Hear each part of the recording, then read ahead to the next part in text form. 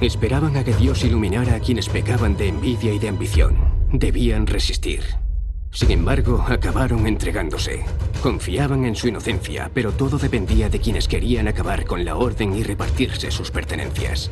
Apresados, torturados y finalmente separados de su razón de ser. Servir a Dios como su brazo armado. Acabaron siendo víctimas de un conflicto en el que no participaron. Entre 1307 y 1312 se llevó a cabo un proceso de acoso y derribo contra la Orden del Temple. Ninguna de las acusaciones que vertieron contra ellos fue probada. Querían acabar con la Orden y hacerse con sus bienes. Monarquía y papado pujaron por ello, sumidos en un conflicto de intereses que se saldó con la creación de la Orden de Montesa. ¿Legítima heredera del Temple? El territorio templario fundado en el Maestrazgo, desde Peñíscola hasta Teruel, pasó a otras manos. Sus objetivos y su proyecto, todo cuanto allí crearon, quedó bajo el control de otra institución. ¿Por qué ese espacio? ¿Qué importancia tenía para la Orden y para sus verdugos?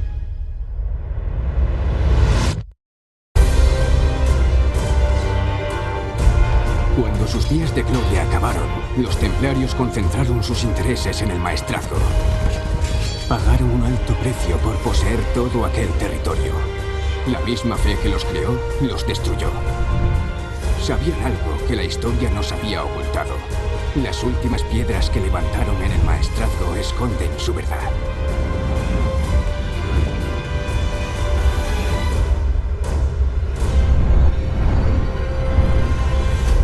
Territorio templario.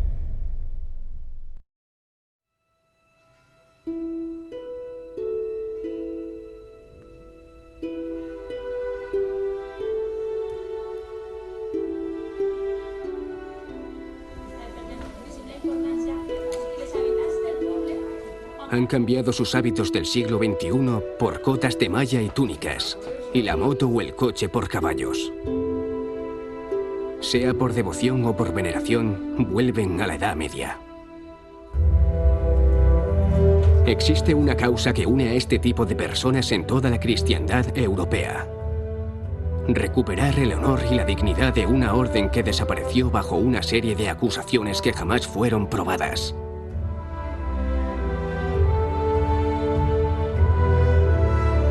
Poco antes de desaparecer, crearon un extenso territorio templario en el Maestrazgo. A día de hoy, un núcleo de grupos recogen su legado. ¿Ha llegado la Orden del Temple a la actualidad? Herederos autoproclamados, asociaciones recreacionistas o grupos iniciáticos. ¿Existen templarios entre nosotros?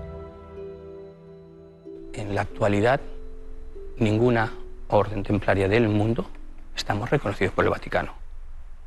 Esto no quiere decir que estemos fuera de la Iglesia. Estamos totalmente dentro de la Iglesia. Los que tenemos que estar, no todos. Por desgracia, hay otras agrupaciones con mucha fuerza, con otras ideologías y con otras pretensiones, que también utilizan los, digamos, símbolos del temple. Ahí podríamos hablar de la masonería, de los Rosacruces, que en parte de sus grados utilizan el grado 32, 33, el nombre de caballeros templarios y se infiltran. Ha habido otros que han denunciado al Vaticano de tal forma que los han metido en juicio diciéndole y reclamándole todos los bienes templarios para que se los den a ellos. No sé de dónde han sacado que ellos son los verdaderos templarios o los sucesores de los templarios. No tienen documentación que lo acredite. Entre 1307 y 1314, las monarquías occidentales y el papado debatían el fin de una orden sobre la que virtieron múltiples acusaciones. El proceso se prolongó más de lo que imaginaron en un principio. Querían acabar con el temple e incautar sus bienes a cualquier precio. A día de hoy, muchas son las voces que claman justicia y piden su absolución. Ciertamente los templarios fueron acusados de herejía, de sodomía y de idolatría, entre otras cosas, y posteriormente se ha creado toda una literatura que ha hablado de ellos como mártires de una causa injusta. Verdaderamente, para entender el proceso de desaparición de la Orden del Temple nos tendremos que centrar en la sociedad europea de principios del siglo XIV, y hay que entender también cuál es la circunstancia que acompaña a toda esta desaparición de la orden templaria. Esto pues tiene un final que no gustó a la gente, que no gustó a la historia, y bueno, pues se dará durante un periodo que lo importante sería conocer qué se dio en aquel momento de la historia, que fue un momento muy convulso. En 1312, tras la celebración del Concilio de Vienne, Clemente V emitió la bula Vox in excelso, por la cual disolvía a la orden. Sin embargo, no creía en lo que firmaba.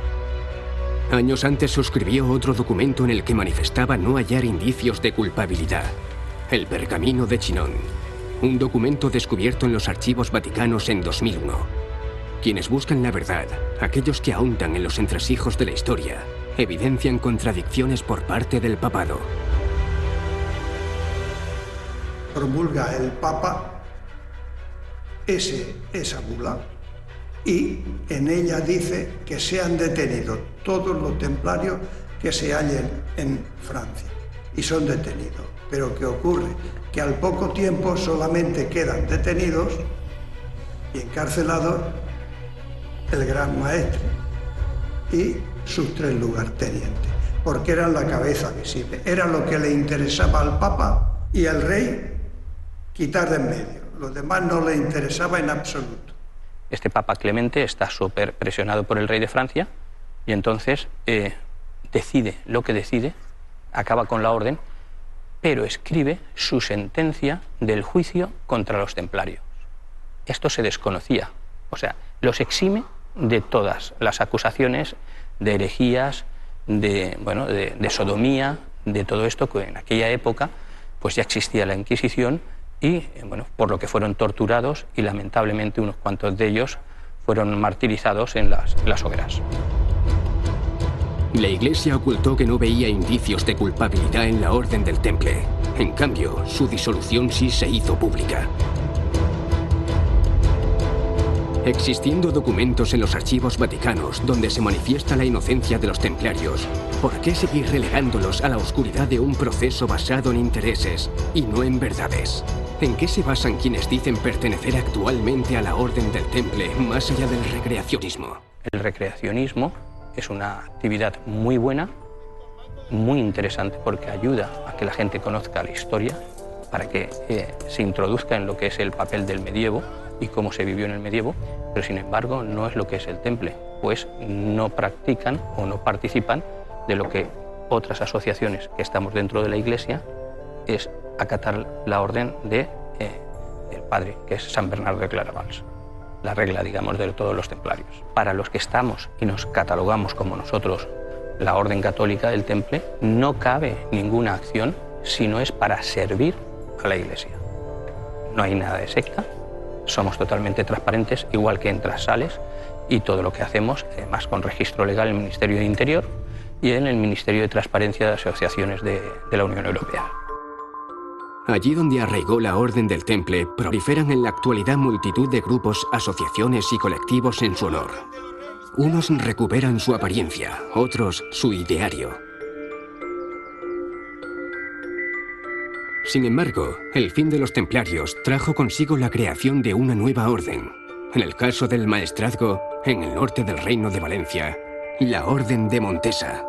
La Orden de Montesa surge como una nueva orden militar, consecuencia de un conflicto político que es la disolución de la Orden del Temple. En ese momento, Jaime II y otros monarcas europeos están barajando el qué hacer con los bienes de la antigua Orden del Temple, y la solución que plantea Jaime II ante la Santa Sede es la creación de una nueva orden militar radicada en Valencia, que tendrá como sede Montesa, y fue un poco la salida desde el punto de vista jurídico y material a los bienes de los antiguos templarios en Valencia. ¿Cuál fue el conflicto político que provocó la disolución de la orden? Su extinción está manchada por los intereses de quienes quisieron apropiarse de la misma. El silencio y las incógnitas aún alimentan el misterio. La existencia actual de grupos templarios indica que las consecuencias llegan hasta nuestros días. ¿Se refundó el temple reencarnado en la Orden de Montesa? Si existe una orden creada para recoger la herencia templaria, ¿por qué insistir en rescatar su apariencia, sus ideales y reclamar su absolución? ¿Por qué sigue habiendo templarios entre nosotros?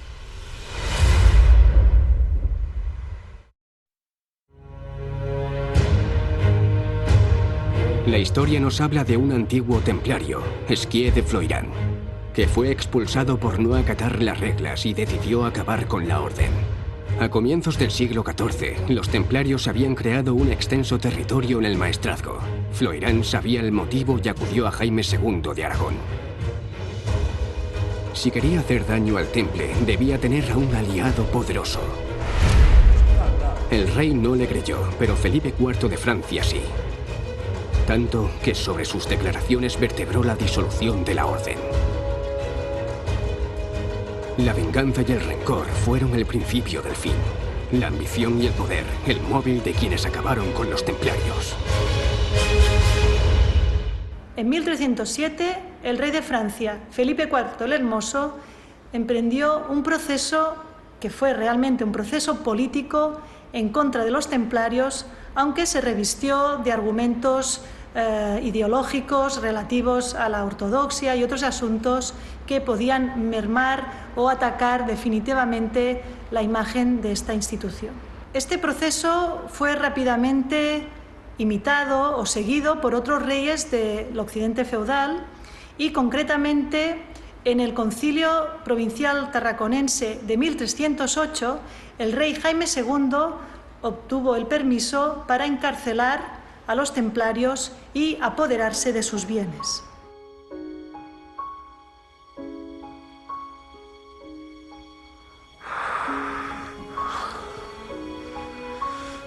Ya ni la cruz ni la fe nos protege, ni socorre de los infieles. Parece que Dios desee ayudarles a ellos, para perdición nuestra. Perdidos los santos lugares, había desaparecido su razón de ser.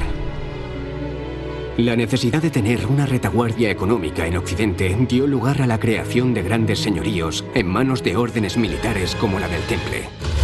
Presumían de poder militar, económico y territorial. Eran deseadas, pero también temidas.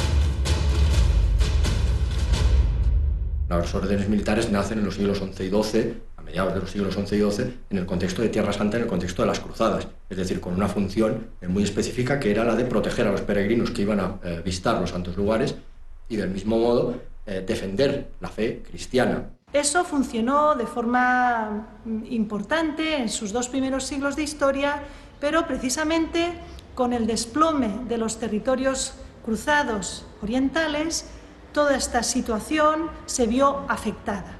Además, otros poderes surgían en Occidente, muy específicamente los reyes, monarcas que entendieron que templarios y hospitalarios podían competir y podían de alguna forma contravenir su, no diré crecimiento, pero sí su desarrollo.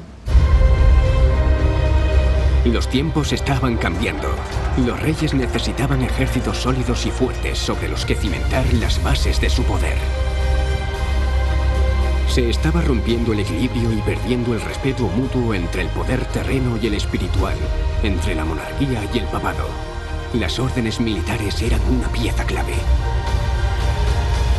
Cuando el papado, en su poder de monarquía universal, vaya, a partir de la segunda mitad del XIII y en el siglo XIV entrando en decadencia, el concepto original de cruzada entrará en decadencia, por mucho que los poderes públicos, las monarquías, los utilicen en su propio beneficio. Cruzada era un medio, no un fin. En este caso, según el proyecto de Ramon Llull, habría un rey cristiano, un rex velator, un rex militar, que encabezaría justamente estas órdenes militares. Se trata de un proyecto muy interesante en la medida que mantiene la visión de reunir, reforzar las órdenes militares, pero con la novedad de encontrarse sujetas a un rey. Las órdenes militares debían obediencia al Papa. Si se unificaban, los reyes tendrían a un inmenso ejército en su contra en caso de enfrentarse a la Iglesia. Su presencia y su poder en Occidente se convirtió en un problema. pasaron de ser aliadas a enemigas de la monarquía. Había que hallar una solución, controlarlas o hacerlas desaparecer. La Orden del Temple fue sacrificada. ¿Qué pasó con las demás? La Orden del Hospital no era objeto de esta persecución, de esta campaña en su contra. Era una orden más plural, como hemos visto, tenía esa vertiente hospitalaria que la hacía distinta de la que era estrictamente militar y a su vez tenía menos poder y menos riqueza que la Orden del Temple. Eso la hizo más neutra de cara a esos posibles ataques. ¿Qué ocurrió en la Corona de Aragón? ¿Qué sucedió con los dominios del maestrazgo recientemente creados por el Temple entre 1303 y 1307? Con la adquisición de Peñíscola y la compra de Pulla, la Orden controlaba una extensa franja desde la costa hasta Teruel. La Orden del Hospital contaba con varios enclaves estratégicos en las zonas limítrofes al territorio templario. Jaime II de Aragón se habría encontrado ante un serio problema de haberse unificado ambos dominios.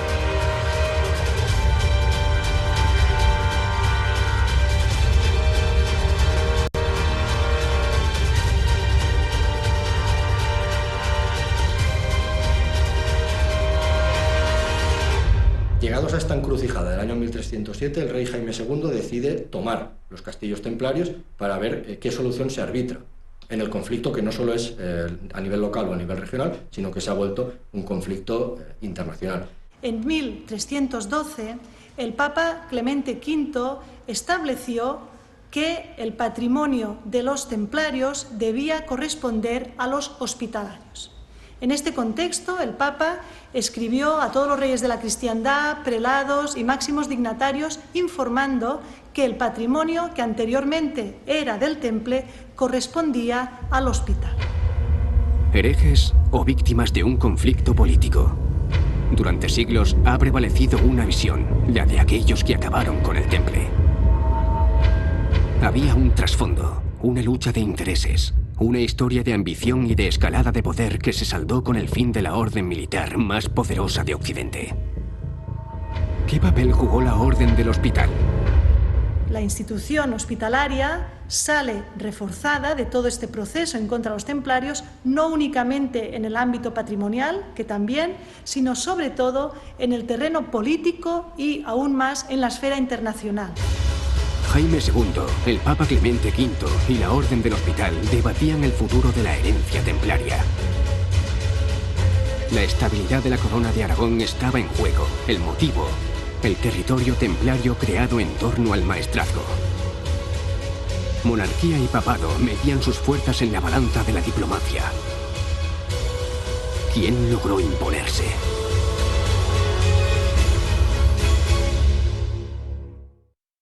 Su presencia en Tierra Santa estaba en juego. Aquella batalla sería decisiva. Sin embargo, no hubo entendimiento. Pensaron antes en los beneficios de la victoria que en las consecuencias de la derrota. Perdieron su última posesión en Tierra Santa, una amarga derrota que se cobraría la vida del Temple. Unos eran ambiciosos, los otros cautos. Cuando quedaron a merced de Occidente, su actitud y sus movimientos dieron a cada uno un futuro diferente. La rivalidad entre los templarios y hospitalarios era tan evidente que incluso en su propia contemporaneidad, Mateo París acusó a los templarios y hospitalarios de la pérdida de lugares en el Levante latino, en Tierra Santa, justamente por su rivalidad. Fue también manifiesta la lucha entre templarios y hospitalarios. Estas luchas las conocemos gracias a un conjunto de sentencias arbitrales o soluciones judiciales que daban solución a estas confrontaciones. Pugnaron por el dominio de espacios y por la explotación de determinados privilegios. Los problemas en Occidente tuvieron sus consecuencias en Oriente, con la pérdida de Tierra Santa. Había diferencias entre ambas órdenes. Diferencias no solo en su naturaleza, sino en sus fines y en sus pretensiones. ¿Cuál fue el origen de estas diferencias? ¿Dónde nace la rivalidad? La Orden del Hospital, a diferencia del Temple, siempre mantuvo su preocupación e interés por los pobres, los peregrinos, la asistencia en general, y además tuvo una rama femenina que le dieron un perfil bastante distinto, o al menos más polivalente que el que tenía en esas fechas la Orden del Temple. Tuvo una presencia en el Reino de Jerusalén y tuvo también su despliegue en el occidente feudal y muy claramente en la península ibérica o en la Corona de Aragón, donde tuvo una dedicación a los territorios fronterizos, a la ocupación de espacios que se estaban precisamente retomando o reocupando a los musulmanes, y prácticamente se convirtieron en aliadas indispensables de los reyes de la Corona de Aragón. La Orden Hospitalaria se fundó en Tierra Santa antes que la Orden del Temple. Su finalidad era estrictamente asistencial, pero el contexto geopolítico en el que surgió la obligó a militarizarse. Nació como una orden monástica dedicada a cuidar de enfermos y peregrinos en Jerusalén, donde tenían su hospital y sede. Necesitaban recursos para mantener sus posiciones en Oriente y miraron hacia Occidente, más concretamente hacia la península ibérica. Allí, la situación política y religiosa con respecto a Tierra Santa no era diferente. Muy temprano, los reinos peninsulares, en este caso, o el rey de la Corona de Aragón, descubrió el potencial que tenía esta institución y se convirtió en un instrumento también para la monarquía, en tanto que participaba militarmente y, sobre todo, ocupaba terrenos que habían sido conquistados, ocupados al Islam. Templarios y hospitalarios, junto con caballeros del Santo Sepulcro, fueron los beneficiarios del testamento de Alfonso I el Batallador, en 1134. Participaron en la progresiva conquista de Aragón, del Bajo Ebro, de Mallorca y Reino de Valencia. Asesoraron y prestaron recursos económicos y militares a Jaime I el Conquistador. En el transcurso de los siglos XIII y XIV, templarios y hospitalarios tenían cerca de un centenar de posiciones concentradas en torno al Ebro y fundamentalmente en el maestrazgo. Las órdenes militares es verdad que fueron unos señoríos, nobiliarios, de carácter nobiliario, también con una presencia y una importancia y una jurisdicción eclesial muy importante. Evidentemente eran un territorio, tenían un poder tanto temporal como espiritual, que por supuesto no era controlado por los reyes de las monarquías españolas o europeas, como las otras órdenes militares de Europa, ¿no? Es verdad que desde siempre los monarcas intentaron controlar esas instituciones, y una primera medida fue intentar conseguir el maestrazgo de las órdenes para los propios monarcas, en algunos casos a través de candidatos afines a los reyes o el propio rey. La monarquía no iba a permitir que el papado, por medio de una orden militar, controlara un territorio tan extenso como un reino. Jaime II de Aragón se mantendría firme en sus convicciones, tanto que conseguiría lo que cualquier otro monarca europeo no consiguió con respecto al fin del Temple: depositar en la monarquía el control de una orden militar.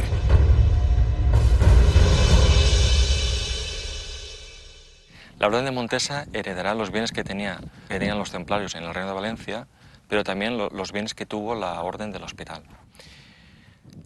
Más o menos estaríamos hablando de unas 7 o 8 encomiendas o bailíos, distribuidos geográficamente sobre todo por la zona norte del territorio valenciano, con enclaves importantes como Alcalá de Xivert, Peníscola, la encomienda de Valencia, que estaba situada en el barrio de la Xerea, en un entorno cercano a lo que es el actual edificio del Temple, que es de donde recibe realmente su nombre, y una serie de localidades importantes como, por ejemplo, Borriana, donde el Temple tuvo, aunque fue vila de realengo, también tuvo una encomienda a la orden. En cambio, la Orden del Hospital salió reforzada. El pontífice se encargó de relanzar su imagen como institución principal en la defensa de los territorios cristianos en Oriente, pero más allá de la cuestión estrictamente física, el pontífice destacaba que eran la orden defensora de la cristiandad, que era una institución ortodoxa y que por tanto podía servir para relanzar todo el movimiento cruzado. Así nació la Orden de Montesa. Así la monarquía aragonesa, en la persona de Jaime II, ganó el pulso al papado controlando los bienes templarios y la fuerza de una orden militar. ¿Qué ocurrió con los miembros templarios? ¿Fueron quemados, arrestados o pasaron a formar parte de la Orden de Montesa? ¿Acaba aquí la historia de la Orden del Temple? Si los hospitalarios fueron monjes dedicados también a la guerra y los templarios soldados convertidos en religiosos, ¿qué fueron los caballeros de Montesa?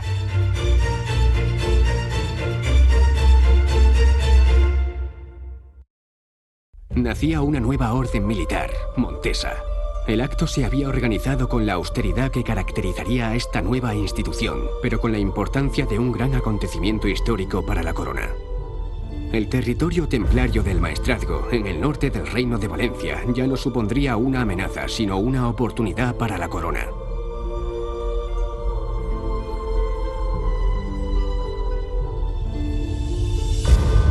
La Orden del Temple sí deja una herencia que es patente a su sucesora, que es la Orden de Santa María de Montes.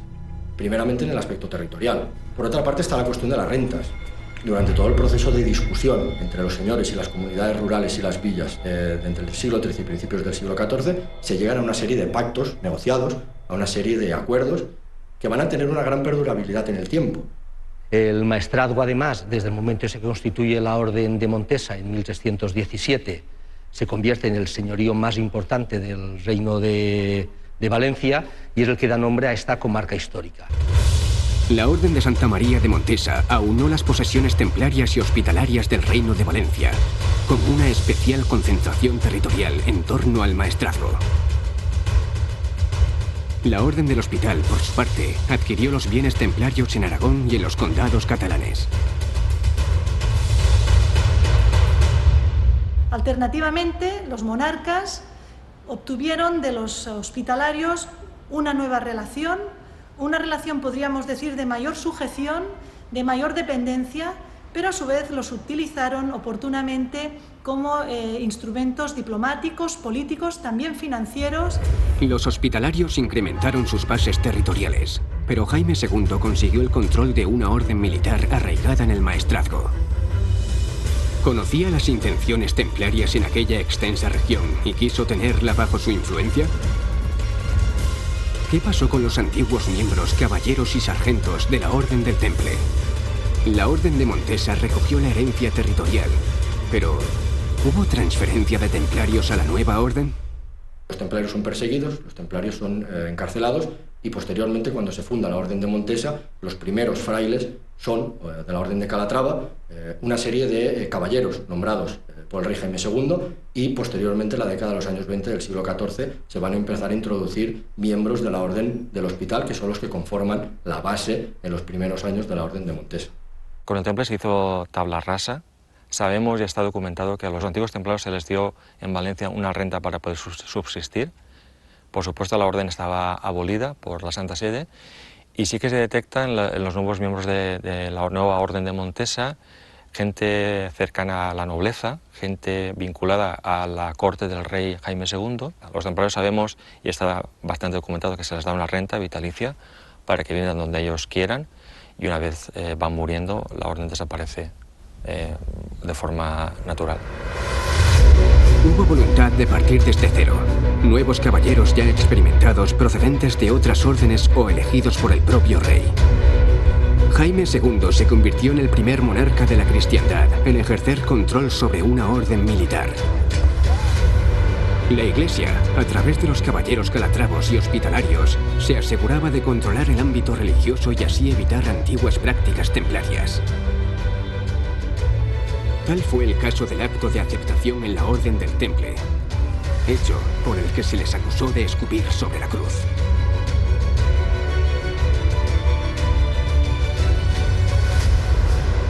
Ellos lo que hacían en el acto de aceptación es que el candidato supiese exactamente qué había sufrido nuestro Señor Jesucristo. Exactamente, en su pasión y muerte. Entonces hacían un vía crucis en el cual le pegaban, llevaba una cruz, los que le escupían, pero era solamente para que el candidato supiese de qué forma había sufrido nuestro Señor Jesucristo. La nueva orden de Montesa sigue las normas de la orden de Calatrava y las reglas de la orden del Císter. Se incorpora a Císter en el año 1321 y seguirá como guía espiritual la regla de San Benito. La regla de San Benito es una regla monástica reformada más tarde por San Bernardo y a raíz de la reforma cisterciense, y podríamos decir que Montesa es una orden enclavada totalmente dentro de la orden del Císter.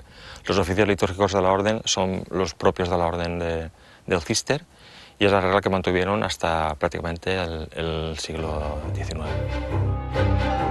El 22 de julio de 1319 se oficializó la ceremonia de creación de la nueva orden. Hacía 2 años que el Papa Juan XXII aprobó la fundación de la Orden de Santa María de Montesa.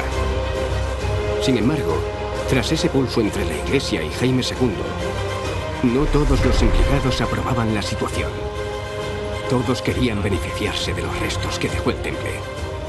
El proceso de creación de la Orden fue un proceso largo, duró tiempo. Es verdad que antes de la bula fundacional de 1317 hubo negociaciones con la Santa Sede, pero el arranque un poco de funcionamiento de la nueva institución empieza con el documento fundacional, que es la bula de creación, del 10 de junio de 1317. Esta bula establecía que fuese el maestre de Calatrava quien diese los hábitos a los primeros religiosos de la orden, pero hubo políticamente a la orden de Calatrava no le interesaba la creación de una nueva orden militar en el Reino de Valencia, y ello dilató el proceso de creación de la orden hasta el año 1319. No quedó rastro alguno de la orden templaria. Sus caballeros fueron apartados, sus tierras y sus rentas cayeron en otras manos y su ideario se eliminó. ¿Finalizó el proceso de disolución del temple y sus consecuencias tras la creación de la Orden de Montesa? Hubo una escalada de poder por parte de los reyes, no solo en la corona de Aragón. Felipe IV de Francia inició y controló el proceso, de principio a fin. Ejerció su dominio sobre la voluntad papal, desplazó la sede de la Iglesia a Aviñón y consiguió que su brazo armado, los templarios, desaparecieran. Cuando murió Jacques de Molay, el último gran maestre, sabía que era víctima de un proceso político y maldijo a sus verdugos. Jacques de Molay lo que dijo es que antes de un año, tanto el Papa como el Rey, como sus más inmediatos seguidores que contribuyeron a la caída de los templarios, morirían. Y lo cierto es que así fue. Antes de un año, los principales responsables de la destrucción de los templarios habían, como diría de Molay, ido a pasar cuentas, ¿no? Esta es quizás una de las principales maldiciones. La Iglesia, por su parte, había faltado a Dios y padeció las consecuencias durante un siglo después, cuando de nuevo el maestrazgo volvió a protagonizar la resolución de un conflicto que casi socava los pilares de la cristiandad: el cisma de Occidente.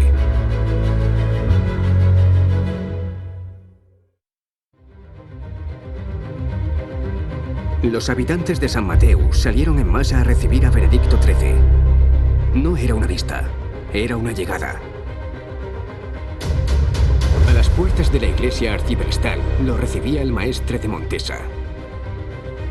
Hospedarían al Papa, lo protegerían y proclamarían su autoridad.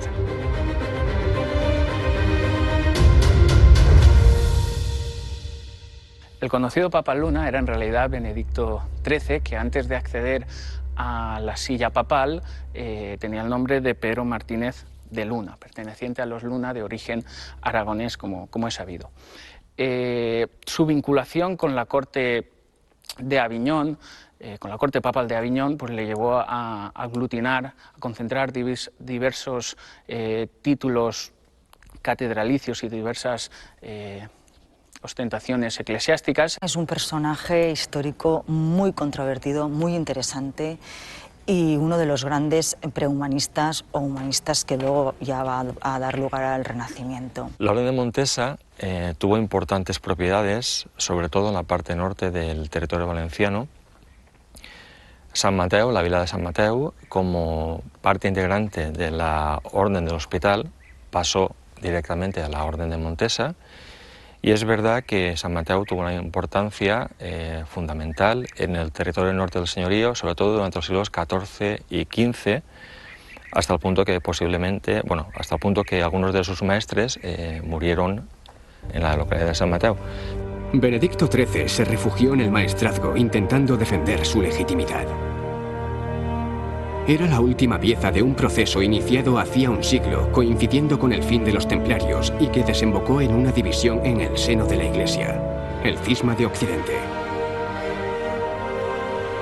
Lo comprendió tiempo después durante su encierro en Peñíscola, repudiado, víctima de una lucha de poderes. El cisma de Occidente es una división que experimentó la Iglesia Católica en la Edad Media, en el tránsito del siglo XIV al siglo XV, concretamente entre 1378 y 1417, y que supuso para la sociedad medieval un choque cultural, psicológico y sobre todo también religioso. El rey de Aragón, Martín el Humano, pues le rinde obediencia y dice que la figura del Papa es intocable en sus dominios. De ahí que en el año 1411 pues elija Peñíscola como su residencia, donde establece la sede pontificia. Y se trajo consigo una importante biblioteca. Esta biblioteca, de hecho, ha tenido muchísima relevancia, en tanto en cuanto se le ha considerado él como un hombre de cultura, ya que en su biblioteca habían libros paganos y de otras religiones. La Orden del Temple aún vivía cuando comenzó todo. En los primeros años del siglo XIV, Felipe IV de Francia sabía que si quería acabar con la Orden debía controlar el trono papal. No sería fácil. Bonifacio VIII había percibido la escalada de poder de las monarquías e impuso su criterio, intentando llevar a toda la cristiandad en la misma dirección. Las mismas artimañas que años después se emplearían contra los templarios llevaron al Papa Bonifacio VIII a morir en extrañas circunstancias. Entonces se tiene que provocar otro cónclave en plan urgente. Y es ahí en donde está medrando el rey de Francia para colocar a el siguiente papa, que es Clemente V, que es el que va a ser el papa débil, decimos, y Dios me libre de criticar a ninguno, pero bueno, todos tenemos nuestras debilidades. Era un hombre que le faltaba quizás carácter. Es muy criticado porque, según dicen, se pone al servicio del rey. El rey rapta el trono papal de Roma y se lo lleva a Aviñón. Y ahí viene una época larga, casi un siglo, de pontificados en Aviñón. El papado había perdido su independencia. El poder espiritual quedó controlado por el poder terreno. La Iglesia de Roma quedó secuestrada en Aviñón, hasta que en 1378 proclamó a un nuevo papa. La cristiandad occidental se encontró a partir de entonces con dos cabezas visibles. ¿Cómo afrontó la sociedad aquella situación? Tenemos que pensar que Jesús en el Nuevo Testamento dice que solo habrá un dirigente de la Iglesia, que es Pedro, y a través de él pues, los sucesores son, como se intitulan, los papas sucesores de Pedro. El hecho de que hubieran tres, en algún momento incluso tres papas, para la sociedad obviamente tenía que suponer un momento, una situación convulsa. ¿Llegó a pensar Clemente V alguna vez que al trasladarse a Aviñón pondría en peligro la estabilidad de su iglesia? ¿Cómo fue el enfrentamiento vivido a partir de 1378 entre el Papa de Roma y el Papa de Aviñón? Urbano VI y Clemente VII entonces comenzaron una guerra de excomuniones y también en algún momento enfrentamientos armados, pero al final la propia sociedad medieval impuso el conciliarismo como vía de solución a este cisma, a este enfrentamiento. En 1417, mientras la cristiandad occidental daba por finalizado el cisma, el Papa Luna se mantuvo en sus 13. Cuando Roma y Aviñón apostaron por el diálogo, Benedicto XIII se negó a renunciar a su dignidad y se recluyó en el castillo templario de Peñíscola. Su aislamiento, sin embargo, supuso su fin.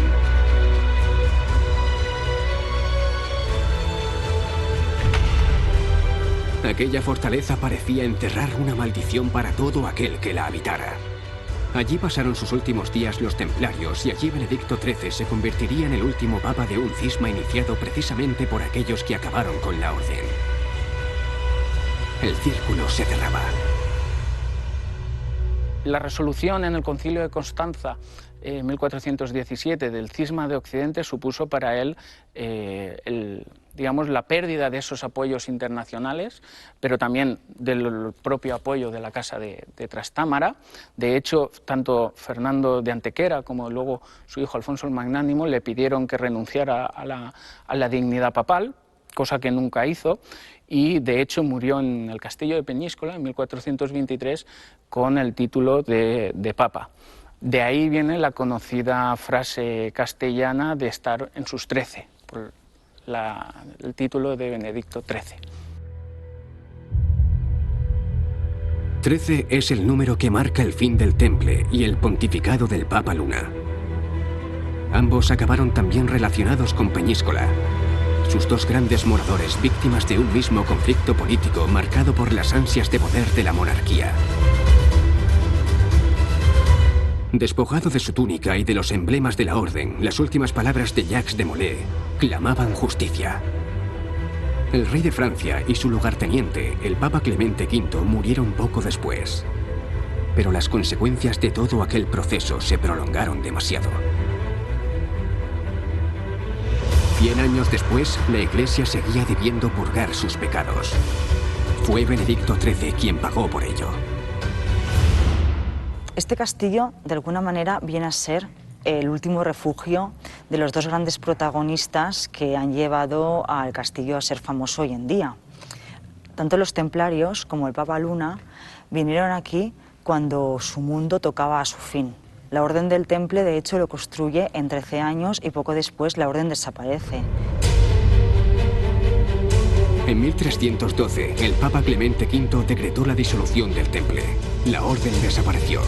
Sus caballeros, los que no murieron fruto de la tortura o quemados, pasaron al anonimato. ¿Sobrevivió la orden en la sombra? Los monarcas fueron los principales beneficiarios de la extinción de la orden, sumidos en un proceso de fortalecimiento de su figura que finalmente pudo realizarse. Hubo un conflicto político. No solo cayó el Temple, sino también la Iglesia, secuestrada y casi destinada a dividirse. El territorio templario del maestrazgo pasó a manos de la Orden de Montesa, creada para recoger la herencia territorial de los pobres compañeros de Cristo, fundada bajo el patrocinio de la monarquía.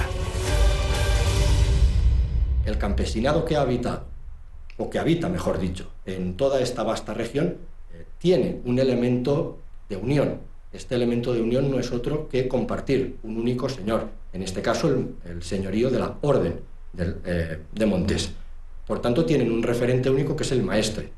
De aquí proviene el nombre después de maestrat, un nombre que surge a los pocos años de haberse fundado la orden, porque se tiene una concepción territorial única que unifica los antiguos señoríos en uno solo y también se tiene la referencia de un único señor que se va a convertir en el rival principal de todas las comunidades rurales y de la villa de San Mateo en todo este territorio. Este es el origen de la comarca histórica del Maestrat. Oficialmente, el Temple no sobrevivió. Su verdadera historia quedó borrada por quienes lo hicieron desaparecer. Las consecuencias de aquel proceso 700 años después nos llevan a preguntar: ¿existen templarios en la actualidad?